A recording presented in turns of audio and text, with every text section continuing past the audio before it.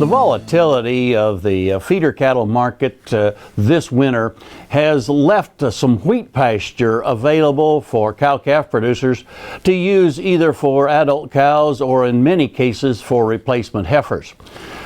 Questions have arisen through the years about the utilization of wheat pasture for young replacement heifers that are going to be bred later this winter, early spring period. The concern comes from the very high protein content that's in the wheat diet that those heifers are receiving.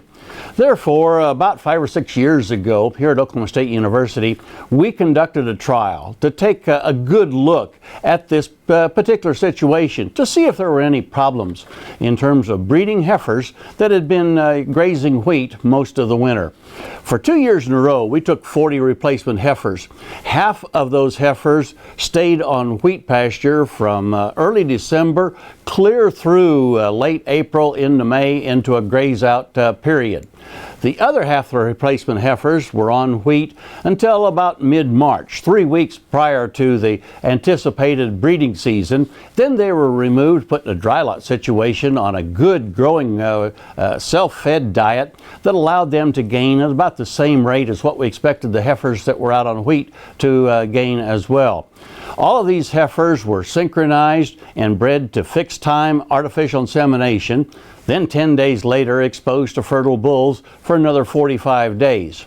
What we found was that the heifers that were maintained on wheat pasture into and through the breeding season actually had as good a results as those that were put up into a dry lot 3 weeks prior to breeding. In fact, the numbers were that about 75% of the heifers on wheat were cycling at the start of the estrus synchronization, as compared to only 55% of those that had been in that dry lot program. As we got through the artificial insemination, then 54% of the heifers that had been on wheat pasture were actually bred to AI, as compared to 43% of the heifers that were bred while they're in the dry lot.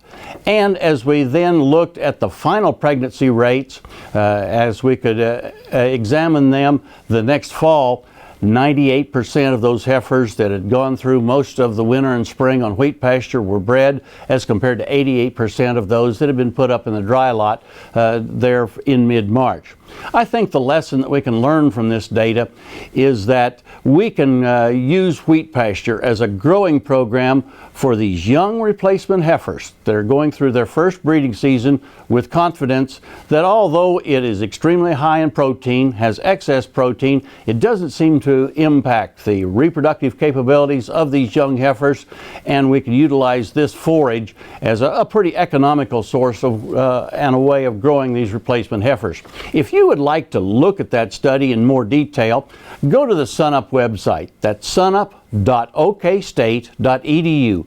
Look under show links, and we've got a link there to the actual research report that was written about this particular study. Hey, we look forward to visiting with you again next week on SunUp's Cow-Calf Corner.